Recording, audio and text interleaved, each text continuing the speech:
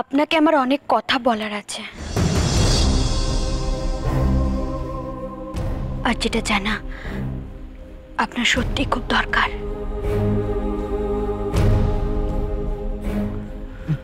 দাঁড়িয়ে কেন? ভেতরে আসুন না, বসুন, বলুন কি বলবেন। আসলে আমি এখানে এই কথাগুলো আপনাকে বলতে চাইছি না। মানে আমরা যদি অন্য কোথাও মিট করে, মানে আপনার যদি কোনো প্রবলেম না থাকে তাহলে অন্য কোথাও মিট করে যদি বলি। না, প্রবলেম কিছু নেই। কালকে দুপুরের দিকে মলের ওখানে একটা কফি শপ আছে, ওখানে মিট করি।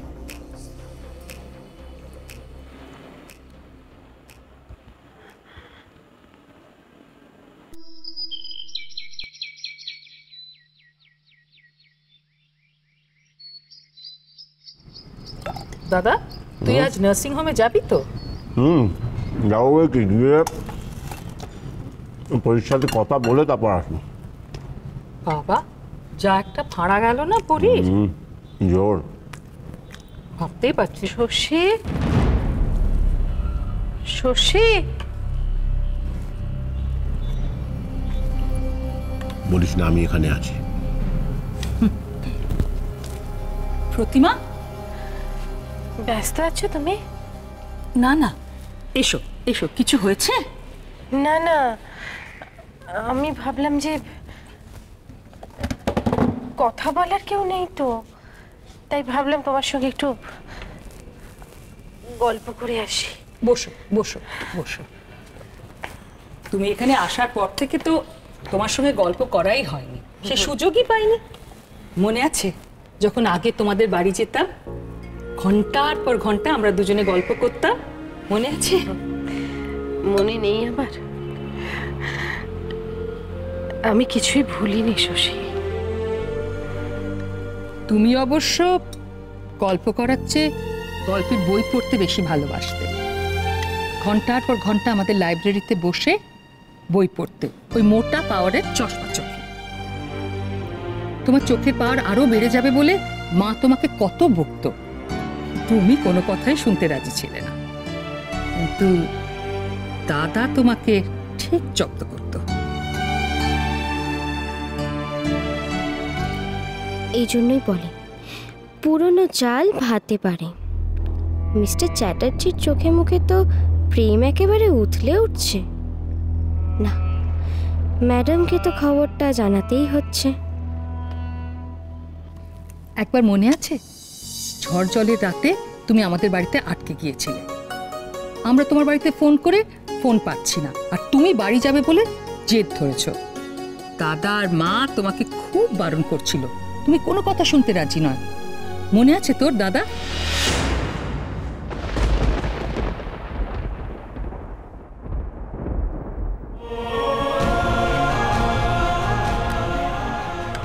দাদা,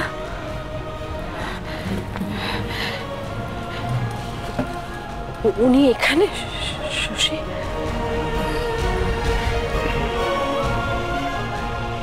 কি হলো, চুপ করে আছো কেন? শশী,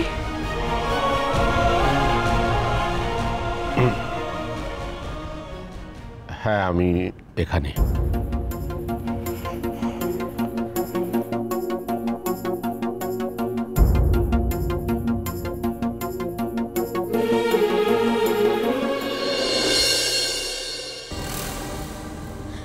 একি ম্যাডাম, আপনি এখানে বসে আছেন আর আপনার ঘর সংসার ভাঙার জন্য তো একজন উঠে পড়ে লেগেছে।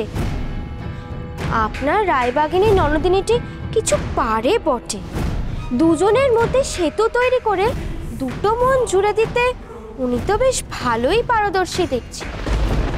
আসলে নিজে তো আর ঘর সংসার করেননি, তাই অন্যের সংসার একটু বেশি মাতব্বর। ডাইনিং এ তো এখন তিনজনের স্মৃতি রোমন্থনে বসেছেন, মিস্টার চ্যাটার্জি, আমার শাশুড়ি মা আর আপনার রায়বাগিনী ননদিনী। আমার শাশুড়ি নাকি আগে স্যারের বাড়িতে খুব যাতায়াত ছিল। শাশুড়ির নাকি লাইব্রেরিতে গল্পের বই পড়ার অছিলায় দিনরাত ও বাড়িতেই পড়ে থাকতেন। সে কি আর শুধু গল্পের টানে? আমি ভাবছি একটা কথা, দুজনের মধ্যে যখন এতই ইয়ে ছিল, তখন এই ইয়েটা বিয়ে অবধি করালো না কেন?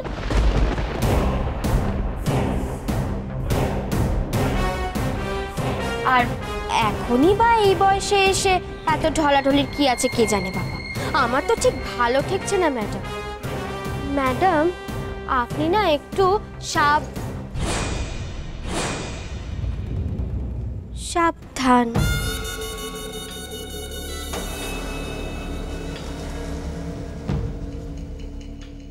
এটা তুমি ঠিক করোনি শশী। ঘরে যে তুমি ছাড়া অন্য কেউ আছে সেটা তোমার আমাকে বলা উচিত ছিল। ওকে দোষ দিচ্ছ কেন? প্রসঙ্গ ওঠেনি তাই বলেনি। আর আমি এখানে থাকলে তোমার কি অসুবিধা? না না, বাড়ি যার তার, তিনি তো যেখানে খুশি থাকতেই পারেন। আমার সেই জায়গায় থাকাটা উচিত নয়, তাই না? আমাকে যদি এড়িয়েই থাকতে চাও তাহলে এসেছিলে কেন এখানে? দাদা প্লিজ তুই চুপ কর। এ কি শুরু করলি? শুরু আমি করলাম না, ও। কেউ তোকে জোর করেনি এখানে আসার জন্য। সমরেশ, আমি নিজের প্রয়োজনে এই বাড়িতে আসিনি। আচ্ছা, তবে কার প্রয়োজনে এসেছো? আমার প্রয়োজনে? কিসের এত জেদ তোমার? শুধু তোমার জেদের জন্য আমার জীবনটা নষ্ট হয়ে গেল। আর আমি যদি বলি তোমার ভুলের জন্য আমার আর আমার মেয়ের জীবনটা নষ্ট হয়ে যাচ্ছে, তাহলে? তার মানে কি বলতে চাইছো? সমরেশ, অন্যকে দোষ দেওয়ার স্বভাবটা তোমার আজও গেল না। অন্যের দিকে আঙুল তোলার আগে নিজের ভুলটা খোঁজার চেষ্টা করো। অবশ্য তুমি আর নিজের ভুল কি খুঁজবে? তুমি তো আপন পর চিনতেই পারো না। চোখ থাকতেও তুমি অন্ধ। না হলে এত বড় ভুল তুমি করো কি করে? কি ভুল করছো বলো? কোনটা আমার ভুল? বাহ বাহ, বেশ জমে উঠেছে তো। আপনি আমার বাড়িতে দাঁড়িয়ে আমার স্বামীর সঙ্গে এভাবে কথা বলার সাহস পান কি করে? নাকি বাড়ির মেয়েটা হাসপাতালে, এরকম একটা অদ্ভুত পরিস্থিতি, তার মধ্যে একটা নতুন অশান্তি শুরু হলো। ভালো লাগে না আমার। ভালো লাগবে কেন? কি ভেবেছেন আপনি? বাড়িতে ঢুকে পড়েছেন বলে মা মেয়ে মিলে যা খুশি তাই করবেন, সব আমি মেনে নেব?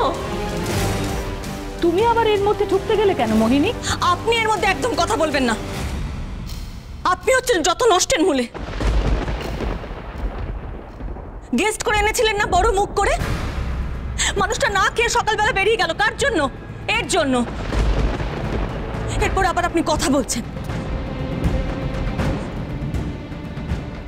শুনুন, আপনাকে একটা কথা স্পষ্ট বলে দিচ্ছি, নিজের সীমাটা বোঝার চেষ্টা করবেন। আপনি যদি মাত্রা ছাড়িয়ে যান তাহলে কিন্তু আমাকেও মাত্রা ছাড়াতে বাধ্য হতে হবে। কথাটা মনে রাখবেন।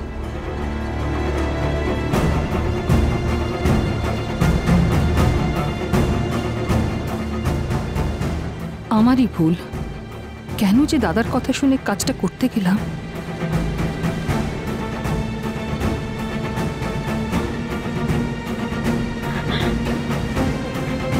কি হয়েছে? মাথায় কষ্ট হচ্ছে? বলো আমাকে কি কষ্ট হচ্ছে। ঝিলিক, ঝিলিক কি